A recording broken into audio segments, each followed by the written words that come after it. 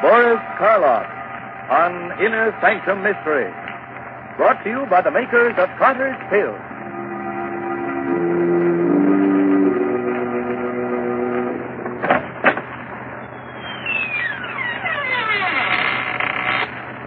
Good evening, friends. Let me welcome you once more to the Inner Sanctum. This is Raymond, your host. Come in, won't you, and sit down? No, I'm not being polite. I'd prefer you to sit, you see. Because within the next 5 minutes, you're going to be so weak in the knees that you won't be able to stand.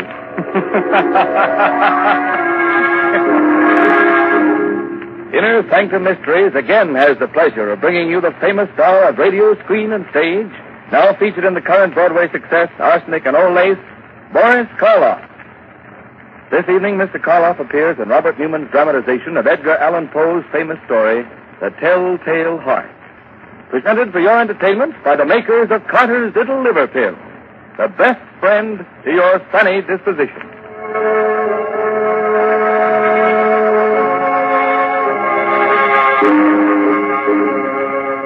And now our story. A story based on a tale by the greatest master of the macabre that ever lived, Edgar Allan Poe.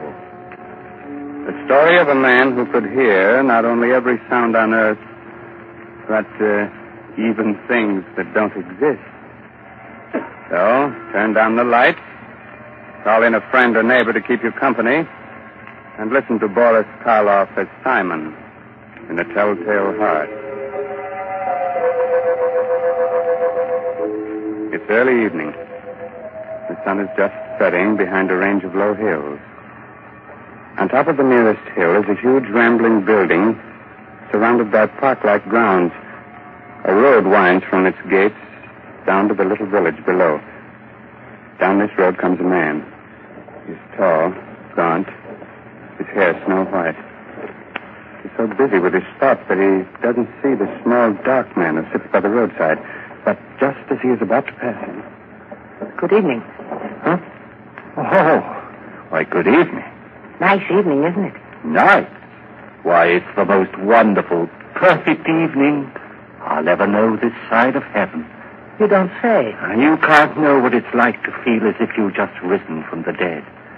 As if your tomb was opened, and you were told that you could return to the world that you knew and loved. Can't I? You can't. You see, my name is Simon. I was a musician. 2 years ago, I went stone deaf. Suddenly. Completely. Do you know what deafness means to a musician? It's like dying. Or worse. Like dying and knowing that you're dead. Oh, I went to doctors, but they could do nothing for me. But finally, one of them sent me to see the doctor who has the place up on the hill here. Dr. Adair? Yes, Dr. Adair. He kept me with him for 6 months, and now I'm going home again. He cured you? You can hear? Hear? Listen hard, and tell me what you can hear right now. Nothing very much. The wind. Crickets. Crickets and the wind. Do you know what I can hear? I can hear the grass growing, the sap rising in the trees. I can hear the stars moving in their courses. I can hear things that no man ever heard before. Now, do you know why I said that this was the most wonderful evening that ever was? Yes, Simon. But I knew why before. You see, I just left the place up on the hill myself. You left there? You mean... When I was taken there, I was blind. Oh, your eyes, yes. I hadn't noticed before, but they are strange. Shall we walk on together? Simon? Just where did you plan to go? Well, I've been thinking about that for weeks now. All the weeks when I couldn't leave my room. I must get used to being able to hear again. Gradually. From my window, I could see an old mill just this side of the village. Yes, it's deep in the woods, deserted. There's moss on the water wheel. And the door hangs open by one hinge. You mean that you can see it from here? My eyes have become as good as your hearing. You thought of going there, living there? For a while, until I was ready to return to the world. Oliver, why don't you come with me? Then when we are both ready, we can go back together to the world. I could do that. Think of what it's going to mean, how much we're going to be able to help people. You with your sight and I with my hearing. Help them? Yes. Yes, of course. All right, Simon. We'll go to your old mill.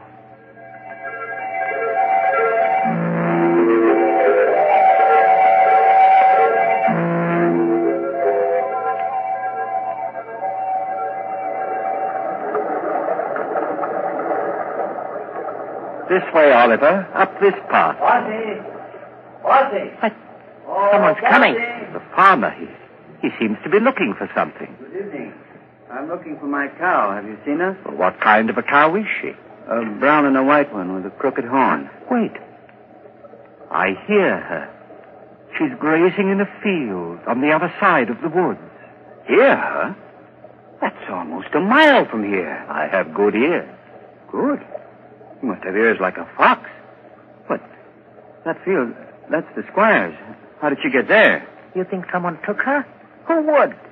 Well, it's the squire's land, but he's the richest man around here. Why should he have taken my cow? Wait a minute. Let me see. Yes. Yes, I do see someone with your cow. He's just leaving her. You can see that? Right through the woods? I have good eyes. Who is it? What's he like? Is he tall, wearing a brown jacket? Yes. I knew it. It's the squire. He's trying to steal my cow. I'd better go get her. Thank you very much. Perhaps I'll see you both again. Perhaps. We'll both be staying around here for a while there in the old mill. Why did you tell him that, Oliver? Did you really see the squire taking his cow? I saw what he wanted me to see. What do you mean? He hates the squire because the squire's rich and he's poor. But what? Never mind, Simon. Shall we go on to the mill? Here we are. And it's just the way I knew it would be. Quiet, peaceful, no noises, just sound. And even those are dulled by the waterfall. Yes, it's just the way I knew it would be, too. Dark, dank. The home of the rats and spiders. We'll be happy living here with them. Happy with rats and spiders? Why? Because they're like me. Rats see in the dark, and spiders spin webs. I don't understand you, Oliver. Must you always see the worst, the most evil side of everything? Always. But why? Don't you love people? Don't you think that this is a good world? A good world when I was blind for more than 2 years. But whose fault was that? What difference does that make? I was blind. And did anyone care that I was? No.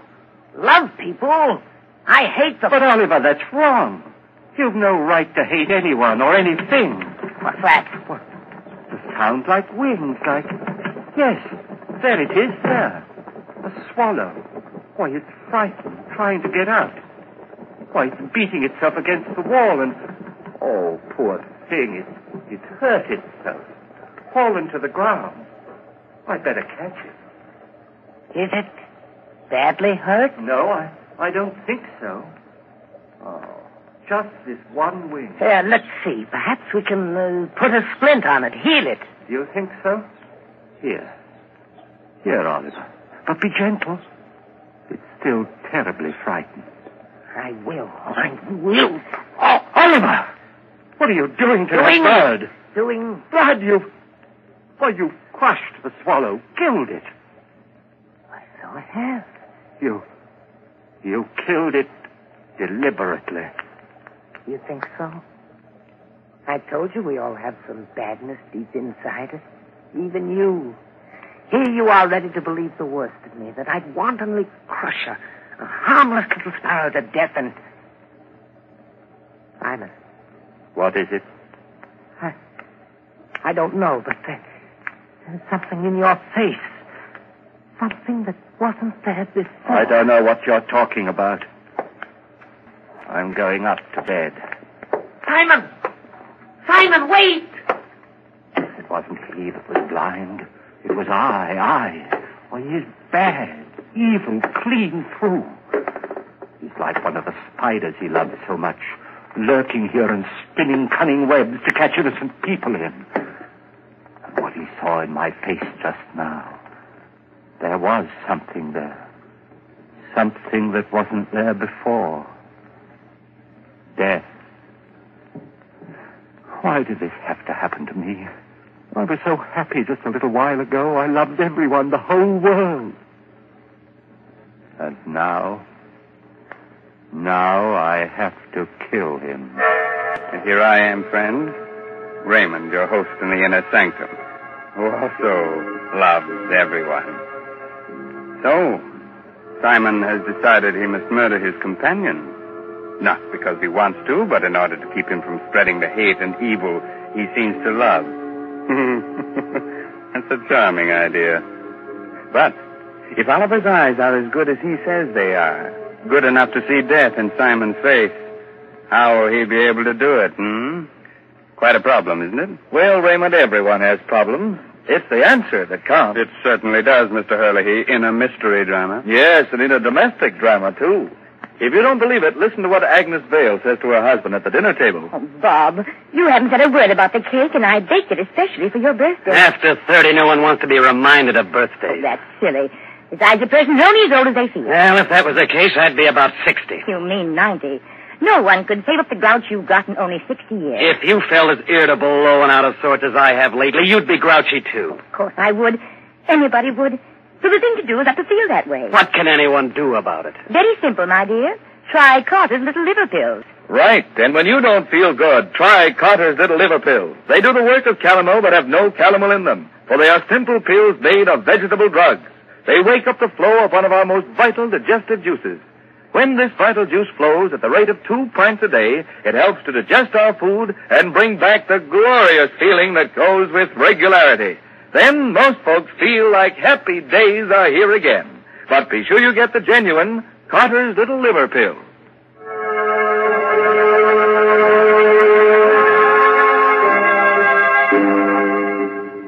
Well, friends, are you sorry I advised you to sit down before? No, I thought not. You still want me to go on with the story of the Telltale Heart? Very well. It's a little later that same evening, and Simon is sitting in the upper story of the old deserted mill, waiting, listening. Sleep, Oliver, sleep. Aren't you ever going to sleep? Oh, I know you're lying down. I heard you getting undressed. I even heard the thread snap when you pulled that button off your shirt. But you're not asleep yet. I can tell by your breathing, the way your heart's beating. And that's what I must wait for. The time when you're really asleep. When you close those hawk eyes that can see even in the dark. That could read murder in my face when I didn't know it was there myself. Wait a minute. There. Now you're asleep. And now I must go. Easy with the door. Careful. And even more careful going down the stairs. Shh. Don't creak like that. Suppose he wakes. No, he can't. He won't wake up. He can't. And even if he does... here we are. The door to his room. How shall I do it? Those sacks he's using as a pillow. If I pull them out and held them over his face and smothered him, that's it, yes. And then I wouldn't have to touch him. I wouldn't. Who's that? Who's there? There is someone there. I can see you. It's Simon. Yes, it's Simon. What do you want? What are you doing here? I know you've come to kill me. Yes, Oliver. I've come to kill you. You can't do that. You can't. Yes, Oliver, I can. And I have to. Oh, please don't struggle like that. I'm stronger than you are. You can't get away from me. You can't. You can't.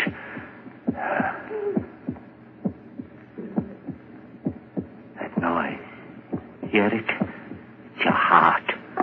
Beating, pounding, driving the blood through your veins. It's beating more slowly now. Slower and fainter. Running down like a tired clock. I'm not going to let you go until it's stopped. So don't struggle. Don't struggle, please. Just a few seconds more. I can hardly hear it now. Just a faint, throbbing murmur. And now, even that's gone. Yes, it stopped. And you're dead. Oliver, listen. I didn't want to do it. I didn't, but I had to. You were only interested in hurting people. That's why I had to do it. And that's why I'm not going to give myself up or confess that I killed you, because I could still help people. You understand, don't you? That's why I must get rid of your body, hide it somewhere. Oh, what am I to do with you? I know. I'll keep you here, tear up the floor and hide you underneath it. Let's see now, this crowbar. Board. And this one here, there. That should be big enough. And now, in you go.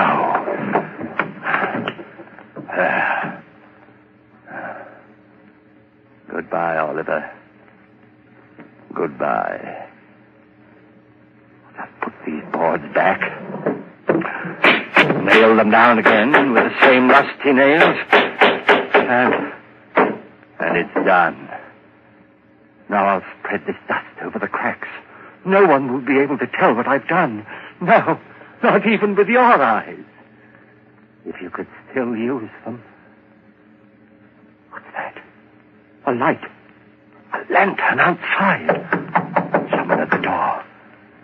Maybe Christie's come back again. Yes? Who is it? It's Trent, the constable. The constable? What do you want? Oh, nothing much. Thought I'd drop in. Say hello. Come in, constable. Come right in. Thanks. Queer time of night to be visiting, but I heard there were strangers living out here, and I thought I might... Why, of course, it's part of your job to investigate strangers, isn't it? In a way. Not that you're a stranger, exactly. What do you mean? Well, you've been around here for some time, haven't you? Up at Dr. Adair's place in the hill, I mean? Oh, yes, of course. I just left there this afternoon. Uh-huh. And your friend, where's he? Sleeping? Friend? Why, there's no one here with me. I'm all alone. What the doctor said. You mind if I look around? No, of course not. Not that I doubt your word or anything like that. Oh, now, don't apologize, Constable. Go right ahead. Well, Constable? There's certainly no sign of anyone else. Well, I told you so. Yes, you did. Now, I'll just sit down here for a minute. I'll get my pipe going. No, not there. Don't sit there. Why not? Because, well, it was just that the floor looked a little rotten right there, and I was afraid that... Oh, I guess it's all right. Sure. Strong enough to hold me, anyway. Don't stop me if I pet you. Good heavens. What's that? What's what? That throbbing. That noise. Beating away like... I don't hear any noise. But you must, you... Those ears of mine. Sometimes they're too good. It's just your watch ticking. Watch? I haven't got a watch on me. You haven't? But then what? Oh, look, Constable, I could use a bit of exercise. Suppose I walk you back to the village. Well, that's mighty nice of you. I'm glad to have your company. hurry, is there? Just let's sit there for a while. I don't want to sit. Constable, will you come now? Now, this minute. If you don't, I don't know what I'll do. Hey, you have gotten yourself into a state. Is anything the matter? No, of course not. It's just that I get nervous, restless, and you won't mind if I walk up and down right here, will you? If it'll make you feel any better, go ahead. Thank you. This floor, it is noisy, isn't it? It's noisy enough. Constable, this lever here, I've been wondering about it. What's it for, do you know? Yes, I think it opens the sluice, starts the middle wheel turning. It does? Then let's try it. See if it still works. There. Still works all right. It's quite a racket, too. Still not loud enough. Still. Constable, for heaven's sake, will you come now? Leave here with me. If you don't, I'll go back. Hey, look, there's no need to get so excited. I'm not excited. I'm perfectly calm and quiet. Will you come now, right away? But I told you. I know what you're doing. Sitting there, pretending you haven't heard, making me stay here and listen to it, beating louder and louder and louder. All right, I confess. I killed him. His body is right underneath you, under the floor. I killed him, and that noise you hear is his heart. The beating of his telltale heart.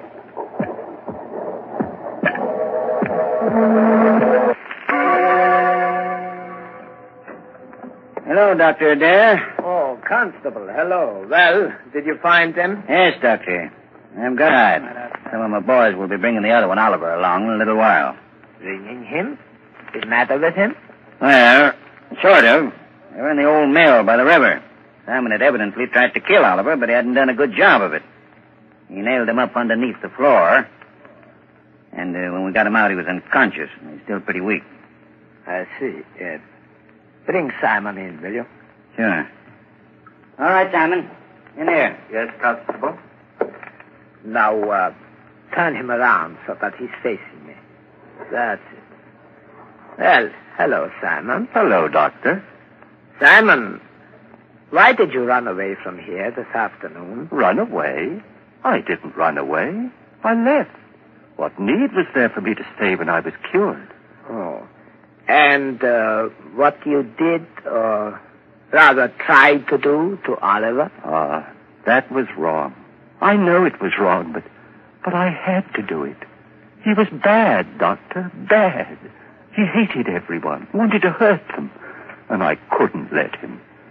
You know, it's strange, Constable. 2 men, both mental cases because of a sudden affliction. But while Oliver's blindness made him hate, Simon's deafness filled him with love for all mankind. Deafness? You mean he's deaf? But when you talk to him, he answers you. Yes, he reads lips.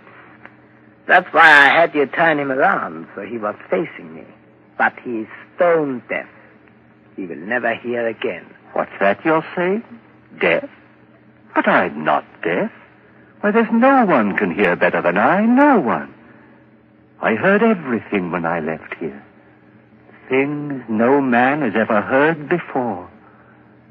The song of the swan. The breathing of the fish. Why, I even heard the beating of Oliver's heart. After I'd killed him. Yes, Simon, of course. I'm not deaf, I tell you. I'm not. I'm not.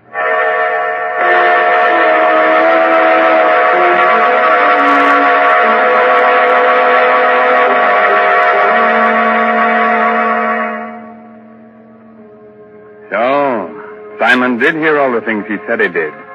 Even the beating of the telltale heart. And not with his ears, but with something else deep inside his poor, sick brain. Speaking of telltale heart, I saw it's not a heart at all. It's just Mr. Herlihy's knees knocking together. And if you think you're kidding, Raymond, you're crazy. Oh, I'm not kidding, Ed. In Mr. Karloff's audiences, that's the equivalent of applause. since everyone's generally much too scared to show the usual approval with their hands. So we won't take any chances. We'll just use words and say, thanks, Boris Karloff, for your splendid performance of tonight's dramatization of Poe's The Telltale Heart. It was a pleasure, Raymond, to be able to bring our friends one of the world's most famous stories. And I'm very grateful to Everett Sloane as Oliver. This is Raymond again, your host, getting ready to close that door to the inner sanctum and say goodnight until the same time next week. In the meantime, if you care to do a little bloodthirsty reading, try this month's Inner Sanctum novel, I'll Eat You Last, by H.C. Brandon. In case you've already read that, why not try some of the other stories by the author of tonight's mystery drama, Edgar Allan Poe? According to all critics, this writer has quite a future. Oh, good night. Pleasant dreams, Inner Sanctum Mysteries will be on the air again next Sunday night, same station, same time, with another chiller for thriller fans. So be with us then. This is Ed Hurley, speaking for the makers of Carter's Little Liver Pills and reminding you, when you don't feel good, try Carter's Little Liver Pills, the best friend to your sunny disposition. This is the Blue Network of the National Broadcasting Company.